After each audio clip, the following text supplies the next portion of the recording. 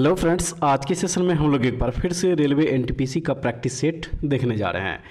रोजगार पब्लिकेशन का बुक है ये और सीट नंबर 13 आज हम लोग देखेंगे इस बुक का। तो चलिए शुरू करते हैं आज का सेशन। लेकिन उससे पहले अगर आप लोग हमारे चैनल पर नए होंगे तो प्लीज़ इस चैनल को सब्सक्राइब कर लीजिएगा। और फ्रेंड्स, प्रैक्टिस सेट 12 तक का जो वीडियो अपलोड किया गया है, अगर आप लोग ये वीडियो नहीं देखें, इस वीडियो के डिस्क्रिप्शन उसका लिंक दिया है, यहाँ से देख लीजिए, या फिर चैनल के प्लेलिस्ट में भी जाके आप लोग उस वीडियो को देख सकते हैं। वीडियो अगर अच्छी लगे तो एक लाइक जरूर कर दीजिएगा और अपने दोस्तों में भी इसको शेयर जरूर कीजिएगा। मैथ और रीजनिंग का क्वेश्चन फ्रेंड्स आप लोग खुद से सॉल्व कर लीजिएगा। बुक में जो सोल्यूशन दिया गया उसका PDF हमारे टेलीग्राम चैनल पर अपलोड कर दिया जाएगा। तो GK GS और करंट अफेयर्स का जो क्वेश्चन होगा उसको हम लोग विस्तार पूर्वक देखेंगे। तो क्वेश्चन नंबर 61 से यहाँ पे देख लीजिए, GS का क्वेश्चन शुरू है। तो यहाँ से हम लोग क्वेश्चन देखेंगे। पहला क्वेश्चन यहाँ पे हो जाएगा क्वेश्चन नंबर 61। कह रहा है इसमें कि निम्नलिखित में से कौन सा भारत की जलवायु को प्रभावित करने वाला एक कारक नहीं है। तो ये हो जाएगा सहारा रेगिस्तान। सहारा रेगिस्तान ऑप्शन नंबर डी जो दिया हुआ है। देखिए फ्रेंड्स, सहारा मरुस्थल संसार का सबसे बड़ा मरुस्थल है और यह अफ्रीका महाद्वीप में स्थित है। सहारा मरुस्थल चाद, मिस्र, माली, अल्जीरिया, मोरक्को, नाइजर, सूडान इत्यादि अफ्रीकी देशों से घिरा हुआ है और यह मरुस्थल भारत की जलवायु को प्रभावित नहीं करता है। इसलिए ऑप्शन नंबर डी सहारा रेगिस्तान सही आंसर हो जाएगा। ठीक है, देखेंगे अब अगला प्रश्न दिया है इसमें कि वह न्यूनतम राशि क्या है जिसे RTGS real time gross settlement के माध्यम से प्रेषित किया जा सकता है। तो ये हो जाएगा ऑप्शन नंबर जो ए दिया गया है 2 लाख, ये सही हो जाएगा। 2 लाख वह न्यूनतम राशि है जिसे RTGS यानी कि रियल टाइम ग्रॉस सेटलमेंट के माध्यम से प्रेषित किया जा सकता है। ऑप्शन नंबर ए इस प्रश्न का सही आंसर हो जाएगा। चलिए अब अगला प्रश्न जो दिया गया है इसको देखते हैं। प्रश्न नंबर हो जाएगा 63। दिया है इस प्रश्न में कि बलबन ने निम्नलिखित में से दिल्ली के किस सुल्तान के नायब के रूप में कार्य किया। सही आंसर नासिरुद्दीन महमूद हो जाएगा। बलबन ने नासिरुद्दीन महमूद के यहाँ नायब के रूप में कार्य किया था और नासिरुद्दीन महमूद इल्तुतमिश का पुत्र था, ये भी याद रखिएगा। ऑप्शन नंबर बी हो जाएगा सही आंसर। उसके बाद जो अगला प्रश्न दिया गया है प्रश्न नंबर 64 में कह रहा है कि poverty and un British rule in India पुस्तक के लेखक कौन है। तो इस पुस्तक के लेखक हैं दादा भाई नौरोजी। ठीक है, दादा भाई नौरोजी इस पुस्तक के लेखक हैं। और फ्रेंड्स याद रखिएगा, दादा भाई नौरोजी को the grand old man of India के नाम से भी जाना जाता है। तो ऑप्शन नंबर जो ए दिया है बिल्कुल सही हो जाएगा। चलिए अब अगला प्रश्न जो दिया गया इसको देखते हैं। निम्नलिखित में से कौन सा ऊंचाई के साथ बढ़ता या घटता है। तो ये हो जाएगा स्थितिज ऊर्जा। ठीक है, स्थितिज ऊर्जा। देखिए, स्थितिज ऊर्जा बराबर वस्तु का भार गुने ऊंचाई होता है, इसलिए हम कह सकते हैं कि स्थितिज ऊर्जा का मान ऊंचाई के बढ़ने पर बढ़ता है। ऑप्शन नंबर जो बी है सही हो जाएगा। चलिए अब अगला प्रश्न देखते हैं।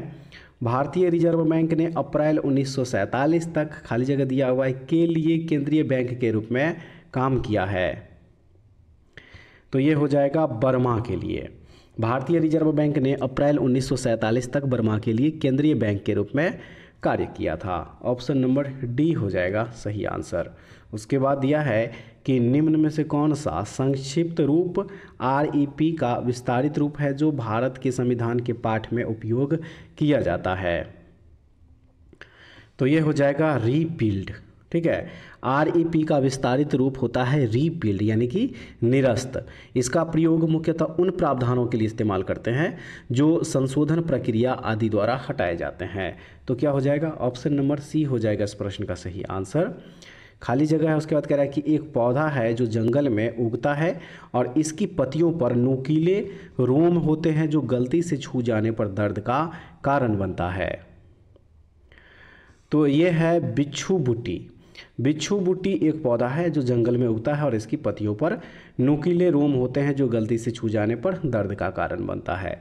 तो ऑप्शन नंबर ए बिल्कुल सही आंसर हो जाएगा। और फ्रेंड्स याद रखिएगा, बिच्छू बूटी में मेथेनोइक अम्ल पाया जाता है। ठीक है, अब देखेंगे अगला प्रश्न कह रहा है कि स्वर्ण जयंती ग्राम स्वरोजगार योजना यानी कि SGSY में शुरू की गई थी, यानी कि किस ईस्वी में शुरू की गई थी। सही आंसर 1999 ईस्वी हो जाएगा। स्वर्ण जयंती ग्राम स्वरोजगार योजना वर्ष 1999 में प्रारंभ की गई थी। स्वर्ण जयंती शहरी रोजगार योजना दिसंबर 1997 में शुरू किया गया था। ठीक है, ये भी जरूर याद रखिएगा। तो ऑप्शन नंबर जो ए दिया है बिल्कुल सही हो जाएगा। और उसके बाद अगला प्रश्न है कि सोनल मानसिंह खाली जगह दिया है कि एक प्रमुख नर्तकी है, तो ये हो जाएगा भरतनाट्यम। सोनल मानसिंह भरतनाट्यम की एक प्रमुख नर्तकी है। ऑप्शन नंबर जो सी है इसका सही आंसर होगा। असद अली खान निम्नलिखित में से किस भारतीय वाद्य यंत्र बजाने के लिए जाने जाते थे? सही हो जाएगा इसका, रुद्र वीणा बजाने के लिए जाने जाते थे। ऑप्शन नंबर डी है बिल्कुल सही। चलिए अब अगला प्रश्न देखते हैं। प्रश्न नंबर हो जाएगा 72। इसमें कह रहा है कि डेटा संरक्षण विधेयक 2021 किस मौलिक अधिकार को सुनिश्चित करता है? तो वह मौलिक अधिकार हो जाएगा गोपनीयता के अधिकार। ठीक है, गोपनीयता के अधिकार, ऑप्शन नंबर बी हो जाएगा। और नेक्स्ट क्वेश्चन दिया है कि संगीत यंत्र तबला का प्रचलन किसने किया था? तो ये किया गया था अमीर खुसरो के द्वारा। अमीर खुसरो ने 13वीं शताब्दी में तबला का प्रचलन किया था। ऑप्शन नंबर जो ए है बिल्कुल सही होगा। निम्नलिखित में से कौन सी अस्थाई पवन नहीं है? निम्नलिखित में से कौन सी अस्थाई पवन नहीं है? तो लू जो है यह एक अस्थाई पवन नहीं है। ठीक है, लू अति गर्म तथा शुष्क पवनें होती है। लू पवन मई और जून माह में विशेष रूप से चलती है और यह पवन उत्तर भारत और पाकिस्तान में प्रमुख रूप से चलती है। इसको भी जरूर याद रखिएगा। तो ऑप्शन नंबर जो डी दिया है ये बिल्कुल सही हो जाएगा।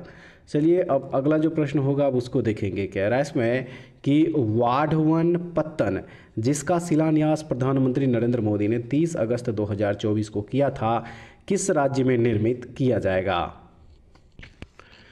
तो सही आंसर इस प्रश्न का हो जाएगा ऑप्शन नंबर बी, महाराष्ट्र राज्य में। ठीक है, यह पत्तन महाराष्ट्र के पालघर जिले में डहाणू नगर के पास स्थित होगा। ऑप्शन नंबर बी महाराष्ट्र हो जाएगा सही आंसर। ठीक है, अगला प्रश्न में कह रहा है कि आधुनिक आवर्त सारणी में बाईं ओर उपस्थित इकलौती अधातु कौन सी है? तो वह हो जाएगा हाइड्रोजन। हाइड्रोजन आवर्त सारणी में बाईं ओर उपस्थित इकलौती गैर धातु है और इसका परमाणु क्रमांक 1 होता है। इसको भी याद रखिएगा। ऑप्शन नंबर सी बिल्कुल सही हो जाएगा। निम्नलिखित में से कौन सा लाभकारी कीट नहीं है? तो दीमक जो है ये एक लाभकारी कीट नहीं है। ठीक है, दीमक हानिकारक कीट है क्योंकि यह लकड़ी खाता है। ऑप्शन नंबर जो ए दिया है बिल्कुल सही हो जाएगा। अगले प्रश्न में कह रहा है कि महात्मा गांधी राष्ट्रीय ग्रामीण रोजगार गारंटी अधिनियम प्रत्येक ग्रामीण परिवार को प्रति वर्ष खाली जगह दिया हुआ है दिनों का सुनिश्चित रोजगार प्रदान करता है। सही हो जाएगा, टोटल 100 दिनों का सुनिश्चित रोजगार प्रदान करता है ये। ऑप्शन नंबर जो ए दिया है बिल्कुल सही हो जाएगा। याद रखिएगा फ्रेंड्स, महात्मा गांधी राष्ट्रीय ग्रामीण रोजगार गारंटी अधिनियम अर्थात मनरेगा को भारत सरकार द्वारा वर्ष 2005 ईस्वी में राष्ट्रीय रोजगार गारंटी अधिनियम 2005 के रूप में प्रस्तुत किया गया था। और मनरेगा हर ग्रामीण परिवार के इच्छुक वयस्क सदस्यों को 100 दिनों के रोजगार की गारंटी देता है और इस योजना का प्रमुख उद्देश्य ग्रामीण क्षेत्र में रोजगार प्रदान करना एवं आजीविका सुरक्षा सुनिश्चित करना है। ऑप्शन नंबर जो ए दिया है ये बिल्कुल सही हो जाएगा। नेक्स्ट क्वेश्चन है कि निम्नलिखित में से किसे तिब्बती नव वर्ष के रूप में मनाया जाता है? तो ये हो जाएगा लोसर।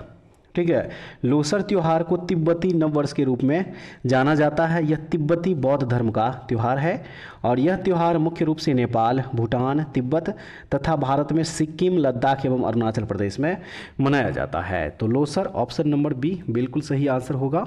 अगले प्रश्न में कह रहा है कि हिंदू उत्तराधिकारी अधिनियम 1956 के अनुसार बिना वसीयत मर जाने वाली हिंदू महिला की संपत्ति पर पहला अधिकार निम्न में से किसका होता है? तो पहला अधिकार होगा उसके पति को। ठीक है, उसके जो पति होंगे।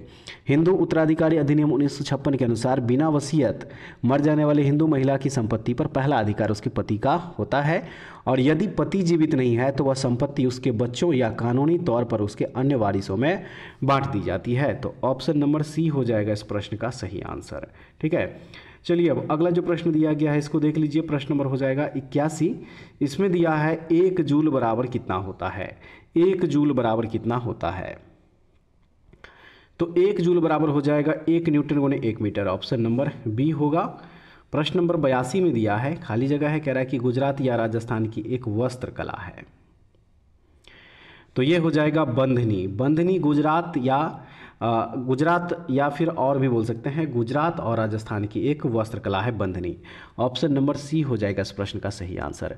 ठीक है, उसके बाद चलिए अब अगला प्रश्न देख लेते हैं। प्रश्न नंबर हो जाएगा 83। कह रहा है इसमें कि यूनेस्को के memory of the world Asia Pacific regional register में भारतीय साहित्यिक कृतियों को सम्मिलित किया गया है। निम्नलिखित में से कौन सी कृति सम्मिलित नहीं की गई है?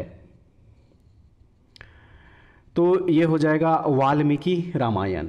ठीक है, यूनेस्को के memories of the world Asia Pacific regional register में 20 साहित्यिक कृतियाँ शामिल है, जिसमें वाल्मीकि रामायण नहीं है। ऑप्शन नंबर बी हो जाएगा बिल्कुल सही आंसर। और उसके बाद अगला जो प्रश्न है इसमें कह रहा है कि सूर्य मंदिर भारत के किस राज्य में स्थित है? तो ये भारत के तमिलनाडु राज्य में स्थित है फ्रेंड्स। ठीक है, तमिलनाडु, महाबलीपुरम तमिलनाडु में स्थित है ये, और इसके निर्माण करता है पल्लव राजा नरसिंह वर्मन द्वितीय। और सूर्य मंदिर को वर्ष 1984 में महाबलीपुरम के एक स्मारक के रूप में विश्व विरासत स्थल सूची में शामिल किया गया था। और याद रखिएगा यह मंदिर भगवान शिव और भगवान श्री हरि विष्णु को समर्पित है। तो ऑप्शन नंबर जो बी है सही हो जाएगा। अब चलिए अगला प्रश्न देखते हैं। इसमें कह रहा है, खाली जगह दिया है, उसके बाद कह रहा है कि रैम का एक प्रकार नहीं है। तो ये हो जाएगा 574 मेगावाट रैम का एक प्रकार नहीं है। ऑप्शन नंबर सी हो जाएगा। भारत में अलकनंदा नदी का भागीरथी नदी से संगम कहाँ होता है? तो ये होता है संगम देवप्रयाग में।